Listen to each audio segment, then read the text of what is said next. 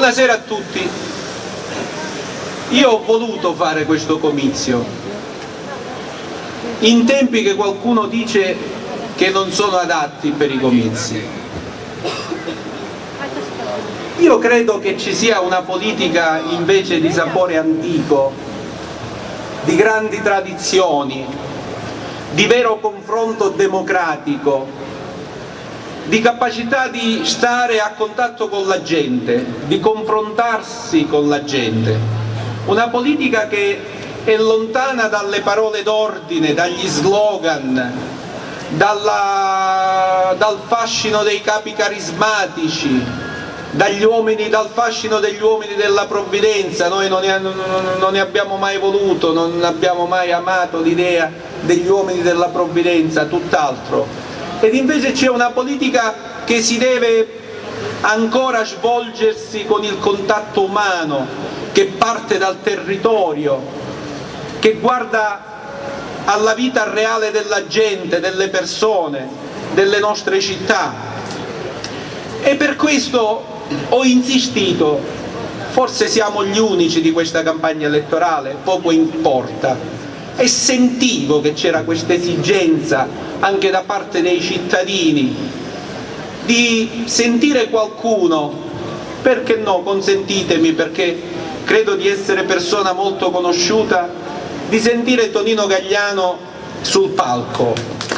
Mi si aspettava. E sono confortato anche dalla presenza di questa piazza. È la prima campagna elettorale della storia della Repubblica Italiana che si fa in pieno inverno, combattendo tra le influenze, le piogge che non arriveranno, state tranquilli, e il freddo intenso. E quindi non è un momento in cui la gente esce con facilità. Eppure ci siamo qui e possiamo assieme riflettere. Io sono convinto, vedete, che tutti voi non siete venuti qui ad ascoltarci, ad ascoltarmi per sentire una ripetizione, una riedizione, una copia storpiata delle cose che si dicono in un salotto televisivo, magari da Porta a Porta dove c'è Bruno Vespa, o in quell'altra trasmissione. Io ne vedo poca televisione, come si chiama quella di Rai 3, la Ballarola, e via discutendo. Non credo che voi siete qui per sentire le cose che si dicono a Porta, per sentire ripetere le cose che dice Berlusconi, che dice Bersani, per sentire parlare IMU sì, IMU no, rimborseremo l'IMU con i soldi che devono arrivare dalla Svizzera. A proposito, mi è capitato proprio qualche giorno fa di un cliente che era andato da un'altra persona che doveva vendere una casa e dire: senti, io la casa la voglio comprare. Bene, si sono messi d'accordo per il prezzo quando me lo paghi, e dice: quando ricevo l'eredità. E giustamente quello che doveva vendere: scusa, ma se tu l'eredità non la ricevi, dice, la casa come me la paghi? A me questa storia dell'IMU mi sembra preciso la stessa cosa. Se arrivano i soldi dalla Svizzera probabilmente viene rimborsata l'IMU. Ma chi ci deve credere, concittadini? È l'unica battuta che voglio fare sulle questioni nazionali, perché credo che invece siete qui, e siamo tutti qui, per capire, per soffermarci assieme, così come noi abbiamo cercato di fare dall'inizio di questa campagna elettorale, su quello che per noi siciliani, per noi cittadini della provincia di Caltanissetta, per noi gelesi, può rappresentare il nuovo Parlamento.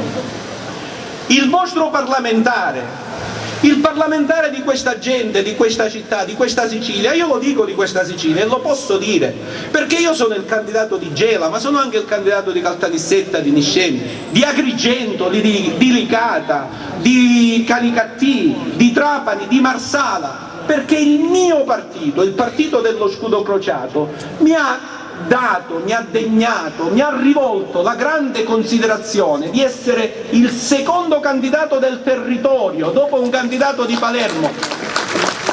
Io sono qui, così come sono stato a Canicattì, sono stato ad Agrigento, sono stato a Licata, sono stato a Palermo, sono stato a Caltanissetta, a Niscemi, sono qui a parlare da candidato della Sicilia, sì proveniente da Gela, da candidato vero, non messo qui nella piazza gelese per racimolare quello che può racimolare, da candidato vero di un partito che per la regione, per la rappresentanza di questa nostra terra, di questa nostra Sicilia, ha puntato su di me, forse immeritatamente. Questo lo dovete stabilire voi, ma sicuramente da candidato vero, da candidato di tutto il collegio della Sicilia occidentale, da candidato che è il riferimento di tanti comuni come i nostri, di tanti agricoltori come gli agricoltori gelesi, di tanti commercianti come i commercianti gelesi, da candidato che dovrebbe portare, che dovrà portare in Parlamento la voce della Sicilia,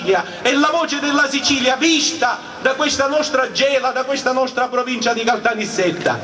Ecco, voi siete qui, noi siamo qui per capire cosa nel prossimo Parlamento un nostro parlamentare può fare per la nostra Gela, può fare per la nostra terra.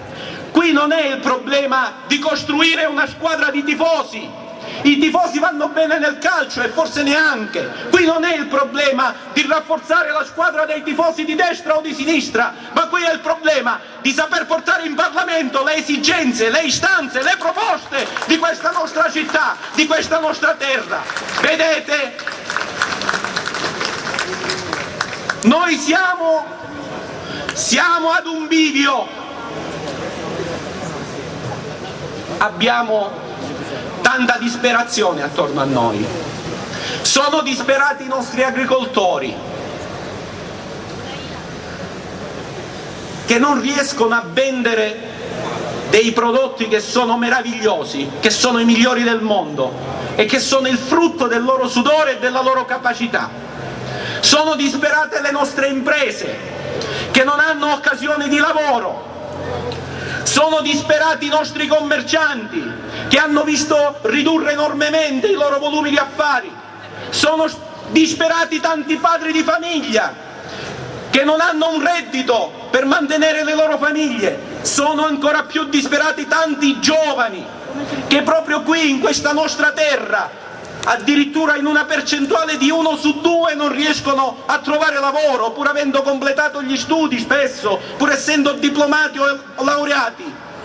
E allora dobbiamo chiuderci nella disperazione o dobbiamo aggrapparci a qualcosa in cui sperare? E per aggrapparci a qualcosa in cui sperare dobbiamo trovare, cari amici, cari concittadini, qualcosa per cui lottare, qualcosa da proporre, qualcosa che possa risolvere i nostri problemi. Ecco perché noi dobbiamo chiederci: può fare qualcosa il prossimo Parlamento per noi? Può il prossimo Parlamento trovare qualche nuova norma di legge, qualche riforma legislativa che risollevi le sorti della Sicilia e del Mezzogiorno d'Italia, che migliori la condizione economica di una terra come la nostra, afflitta da un'industria in crisi, da un ambiente devastato, da un'agricoltura terribilmente colpita da una concorrenza sleale di prodotti che vengono dall'estero? Può il Parlamento trovare, adottare qualche soluzione per questi nostri drammi che ci aiuti ad uscire da questo tunnel di disperazione? Si può fare qualcosa? E soprattutto il vostro parlamentare saprà dire, proporre qualcosa lì che possa tornare utile per noi?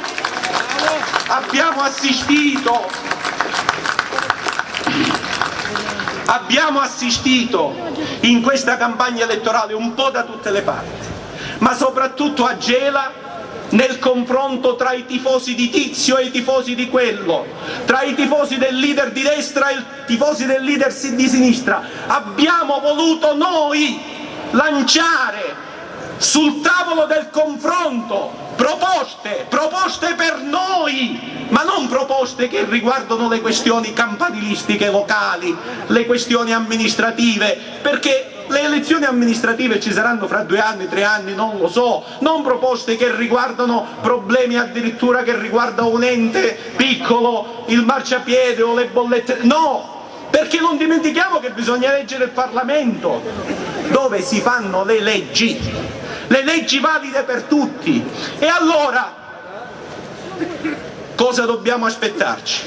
Può fare qualcosa il Parlamento? Noi avremmo voluto un confronto su queste cose e abbiamo lanciato delle proposte che adesso brevemente vi riassumo, in tema di agricoltura, in tema di industria ed in tema di ambiente, in tema di incentivo alla nuova occupazione soprattutto dei giovani del Mezzogiorno, in tema di rilancio delle infrastrutture, in tema di politiche delle famiglie, e abbiamo guardato a proposte che fossero valide per tutti, ma che soprattutto servissero al Mezzogiorno d'Italia, servissero alla Sicilia per superare l'enorme divario, l'enorme differenza che c'è tra il nord e il sud e che noi dobbiamo tenere ben presente quando scegliamo, perché è di ieri l'altro la scelta dissennata di un governo nazionale di pagare a spese delle nostre tasche ben 4 miliardi e 200 milioni di sanzioni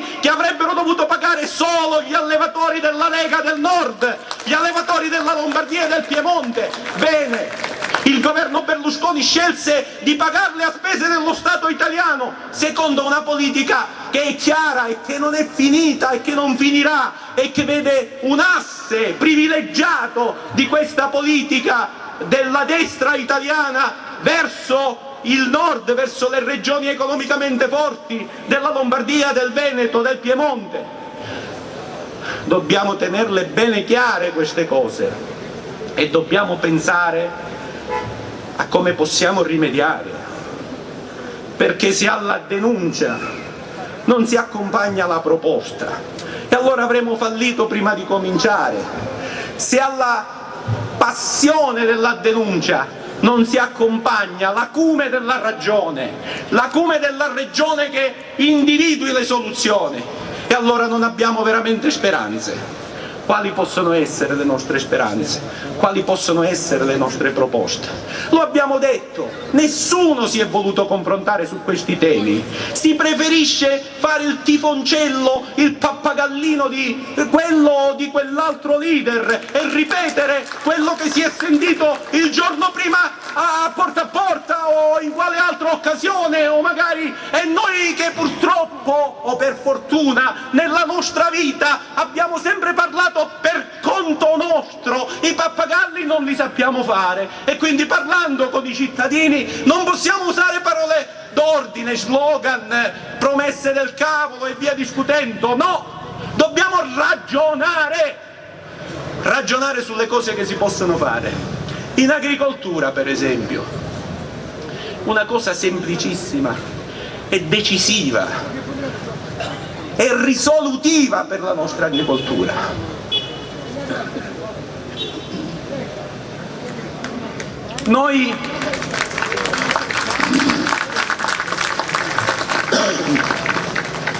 non possiamo vendere i nostri prodotti, lo sapete tutti, perché arrivano prodotti provenienti da stati esteri che costano nulla.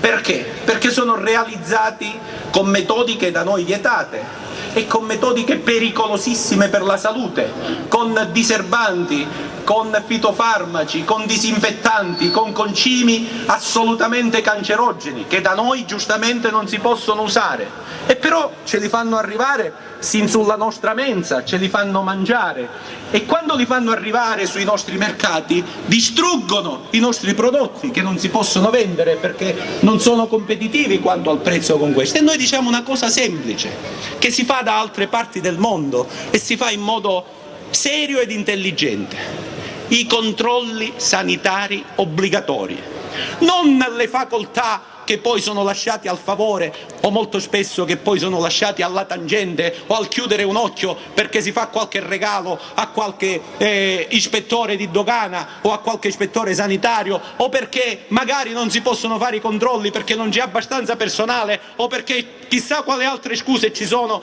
in questa malnata burocrazia italiana. No, noi stabiliamo per legge in Parlamento, su mia proposta di legge, se mi eleggerete, che i controlli devono essere obbligatori e che prima di sbarcare da una nave un solo chilo di prodotto agricolo, un solo chilo di pomodorini o di carciofi, prima si deve analizzare e si deve vedere se effettivamente sia stato realizzato con gli stessi requisiti di sicurezza per la salute con cui sono realizzati i prodotti italiani. Queste cose li fanno da sempre addirittura negli Stati Uniti d'America, e se li fanno loro sicuramente li possiamo fare anche noi, che è vero che siamo in Europa, ma viva Dio, rispetto alla salute dei cittadini c'è un'assoluta prevalenza.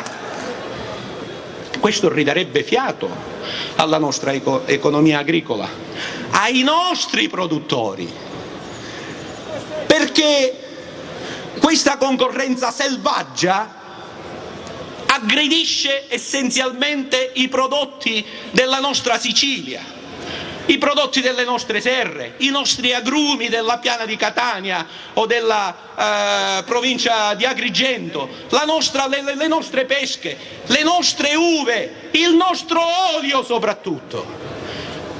Noi dobbiamo far rifiatare questa nostra realtà economica importantissima, che per tanti anni ha dato ricchezza, che ha consentito a quasi tutte le nostre famiglie di mantenere i figli allo studio, ha consentito l'ingresso nel circuito economico di risorse, di denaro, di ricavi, in modo dignitoso ed onesto, come sempre sono stati dignitosi ed onesti gli agricoltori gelesi, gli agricoltori siciliani, gli agrumicoltori, i commercianti. Dobbiamo ridare fiato, e così si può fare. Pensiamo a quello che si può fare in Parlamento e a quello che abbiamo in testa da poter fare, se ne abbiamo qualche cosa in testa, perché il problema, cari cittadini, è che spesso si arriva là senza avere niente in testa. Ed ancora, per l'ambiente e per l'industria, li pronunzio assieme questi due termini, perché sono due facce della stessa medaglia. Perché oggi le produzioni industriali, come sapete, vengono viste anche in funzione dell'impatto che hanno sull'ambiente e sulla salute dei cittadini. Noi sappiamo che scontiamo un duplice svantaggio, abbiamo un duplice gap: un ambiente fortemente inquinato e che continua a subire inquinamento, un'industria in forte arretramento che di mese in mese o di anno in anno riduce i suoi occupati, diminuisce la sua forza lavoro, dà meno commesse di lavoro all'esterno. Come uscire da questo circolo vizioso? Come uscire? Cosa fare? Si può fare qualcosa? Noi una proposta l'abbiamo, e l'abbiamo da portarla in Parlamento, e se il Parlamento l'approva può risolvere i problemi della nostra industria e del nostro ambiente, e può rilanciare l'occupazione e può dare tante occasioni di lavoro soprattutto ai giovani. E qual è la nostra proposta? È quella di prevedere per un periodo lungo di tempo un abbattimento, anche non particolarmente alto, delle imposte di fabbricazione sui prodotti petroliferi. È ovvio, è una proposta che si rivolge non solo a Gela, ma a tutti i siti petroliferi, a tutti i siti dove ci sono raffinerie, dove ci sono impianti petrolchimici, dove ci sono industrie, a tutte queste realtà industriali che soffrono, forse qualcuno un po' meno, forse qualcuna come noi un po' di più, ma non ha importanza. Noi aspiriamo a partecipare al processo legislativo guardando all'unità del Paese, come è stato sempre nostro costume, come ci ha insegnato Sturzo, come ci ha insegnato Salvatore Aldisio, il nostro Salvatore Aldisio. Ricordatevi quell'espressione: autonomisti sempre, separatisti mai. Si può essere autonomisti, si possono valorizzare gli istituti e le idee delle autonomie regionali in un quadro e solo in un quadro di unità nazionale. Il Paese è uno, noi parliamo la stessa lingua, noi abbiamo lo stesso sentire, noi abbiamo una storia molto spesso comune, noi abbiamo le stesse tradizioni, noi abbiamo lo stesso attaccamento alla famiglia, dalle Alpi alla Sicilia, non dimentichiamolo. E però, dicevo, una proposta sulle industrie petrolchimiche valida per tutto il territorio nazionale, ma che ovviamente è nell'ottica un po' come quella della nostra agricoltura, che guarda ai prodotti soprattutto dell'agricoltura siciliana, e nell'ottica di quelle parti più svantaggiate, dove ci sono peraltro più siti petrolchimici, della Sicilia dove ce n'è 3, Gela, Milazzo e Priolo Augusta. E allora noi prevediamo un abbattimento delle imposte di fabbricazione per un lungo periodo di tempo, a condizione che le industrie rilancino gli investimenti, a condizione che le industrie rinnovino tutti gli impianti, li facciano tutti nuovi, si ristrutturino completamente, investano cioè centinaia e centinaia di milioni di euro, investano, si prevede a Gela 1 miliardo di euro per fare cosa? Per rendere le produzioni assolutamente compatibili con l'ambiente, per fare in modo che non si inquini nulla o quasi nulla, per dotarsi delle migliori tecnologie che oggi la scienza e lo sviluppo scientifico ha scoperto. Ecco, noi non vogliamo punire nessuno, non sono tempi in cui si può chiudere questa o quella industria, già ci sono troppi disoccupati in giro, però vogliamo incentivare, vogliamo costituire i presupposti perché si torni ad investire, perché l'industria italiana, anche la nostra petrolchimica, ritorni ad essere una delle migliori del mondo, una con le migliori tecnologie del mondo. Quando Mattei venne a Gela, voluto da Salvatore Aldisio, portò a Gela un'industria che allora era al top tecnologico, che allora vantava la migliore tecnologia del mondo, che allora era l'unica del mondo che riusciva a lavorare i greggi pesanti come quelli appunto del petrolio che si trova nelle viscere della nostra terra. Il top tecnologico in questi anni lo abbiamo perduto, lo dobbiamo riconquistare, anche perché noi oggi abbiamo aziende metalmeccaniche, aziende elettriche, tutte gelesi, fatte da maestranze gelesi che sono le migliori maestranze del mondo. Abbiamo questo patrimonio umano a cui dobbiamo dare una speranza, dobbiamo dare una prospettiva. Questa può essere una prospettiva, il rilancio. Non possiamo giocare in difesa, cari cittadini, dobbiamo pensare a come alzare la posta, a come giocare una nuova partita, a come scommetterci, a come rilanciare sul piano dello sviluppo tecnologico, a come far sì che proprio qui si incentrino di nuovo grandi flussi di investimento. Questa proposta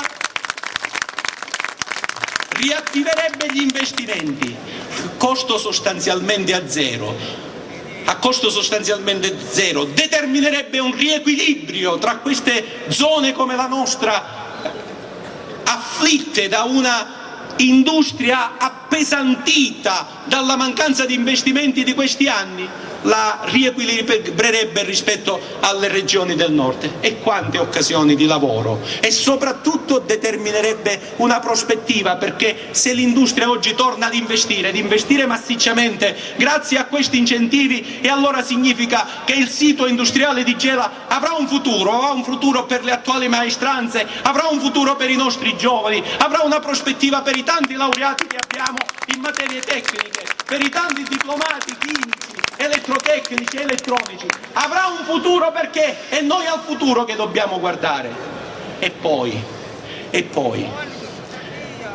noi non possiamo pensare di uscire dalla crisi se non guardiamo a quello che è stato l'argine, il baluardo, perché in Italia si soffrisse di meno nonostante la grave crisi, perché in Italia non si prendesse la china pericolosissima che si è presa in Grecia o che si è presa in Spagna. Non possiamo pensare di uscire dalla crisi senza che si rafforzi quello che è stato il baluardo contro la crisi, cioè la famiglia. E guardate, la famiglia va irrobustita innanzitutto rispetto agli attacchi che sul piano etico si rivolgono all'istituto della famiglia, perché la nostra società è fondata su principi che non abbiamo inventato noi, che risalgono a tempi immemorabili, che persino prescindono dalla fede religiosa, e noi sappiamo che la stragrande parte degli italiani sono di fede cattolica o di fede cristiana, si ispirano ai principi e ai valori del cristianesimo, che ovviamente sono i nostri valori. E la famiglia, guardate, è la cellula fondamentale della nostra società, anche indipendentemente dalla fede, anche indipendentemente da questi valori. È scolpito nel nostro DNA, è scolpito nella nostra antropologia, nel nostro modo di essere italiani, europei, occidentali, che c'è una famiglia fatta da un uomo ed una donna, una famiglia volta ad ospitare, educare, istruire, irrobustire, lanciare nella vita la prole, i figli. Dalla famiglia bisogna ripartire, e noi abbiamo sul piano generale la politica del quoziente familiare, di cui non dimentichiamo già il governo Monti, il governo della responsabilità, il governo che ci ha salvato dal fallimento, perché se non fosse arrivato Monti, diciamolo chiaramente, se non fosse arrivato Monti, se il presidente Napolitano, consigliato anche dal nostro Pier Ferdinando Casini, non avesse investito di questo ruolo fondamentale questa persona che è vero viene dagli studi ma ha una grande credibilità internazionale, se non ci fosse stato Monti nell'ottobre del 2011, il mese successivo, nel novembre del 2011, non si potevano pagare nemmeno le pensioni, nelle casse dello Stato non c'era manco il denaro per pagare gli stipendi ai pubblici dipendenti, le pensioni.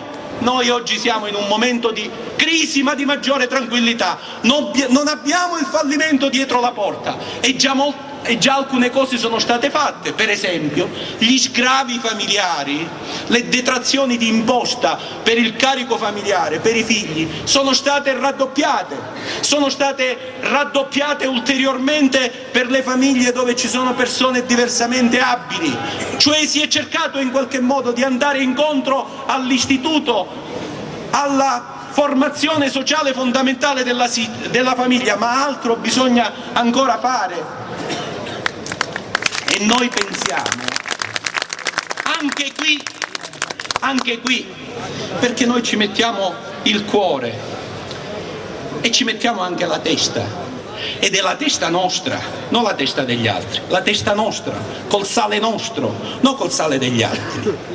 Anche qui noi diciamo politica per la famiglia, quoziente familiare, ma aggiungiamo qualche altra cosa di nostro, qualche cosa che torna a vantaggio delle famiglie siciliane, delle famiglie meridionali, qualche cosa che fa riequilibrare il divario tra nord e sud. Cosa?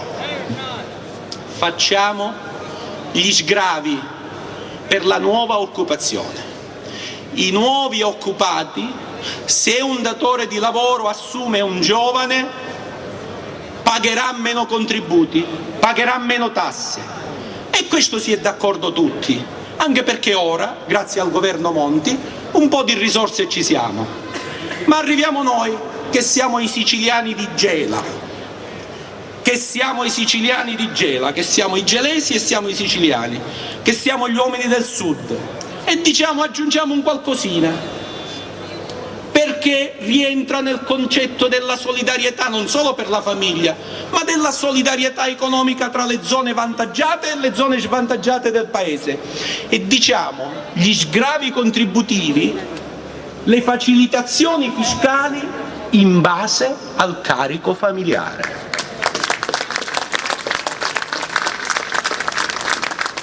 Significa, se in una famiglia ci sono molti disoccupati, il datore di lavoro che assume qualcuno di questi godrà degli sgravi in misura massima, se ci sono meno disoccupati in misura più bassa.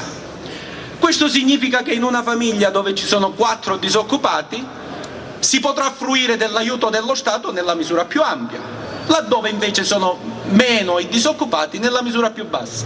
E allora perché questo è a vantaggio nostro? È semplice. Voi ve la immaginate una famiglia a Domodossola con 4 disoccupati? Credo proprio di no. Ma in Sicilia e quante ce ne famiglie con 4 disoccupati? Vedete, è il sale della nostra testa, è una scommessa importante, perché se passa, noi avremo riequilibrato, perché gli aiuti che lo Stato dà come sgravi per la nuova occupazione andranno per il 90% in Sicilia e nel sud Italia e per il 10% nel resto del paese. È una misura che si applica a tutti ma che torna a nostro vantaggio, ed è questo, non essendo tifosi della destra o della sinistra, ma andando lì con la nostra testa e col nostro sale, che dobbiamo fare. E questo è il ruolo del parlamentare, e questo è il ruolo del parlamentare del territorio, della regione. È questo che io posso fare. Amici, io devo concludere perché mi dicono che il tempo sta per finire. Avrei tante altre cose da dire e sono contento a vedervi anche interessato. So che stareste ancora ad ascoltarle, nonostante il tempo e l'ora. So che stareste ancora ad ascoltarle. Ci sono le regole che le dobbiamo rispettare e le rispettiamo. Vedete, nel prossimo Parlamento ci sarà una partita complicata, una partita difficile. Ci sarà chi cercherà, per esempio, di aiutare lo sviluppo economico attraverso la defiscalizzazione degli utili alle imprese. Una misura che va bene, ma va bene per il Nord. Va bene per il Nord, le scelte di economia non sono mai neutre. E anche lì, se noi non abbiamo la capacità di andare ad aprire un altro tavolo di confronto per quello che dicevo poco fa, diminuire le imposte di fabbricazione sui prodotti, utilizzare le risorse per questo anziché per quell'altro, finirà che, come è avvenuto in passato, noi avremo aiuti all'economia, ma aiuti all'economia del Nord e nessun aiuto all'economia del Sud. Noi avremo il divario che si amplia. Vedete, questa partita è complessa, è complicata, ma dobbiamo giocarla. Concittadini, il voto utile, il parlamentare utile è quello che si pone assieme a voi per giocarla questa partita e per saperla giocare, credo. E guardate, non è la mia partita, è la vostra partita.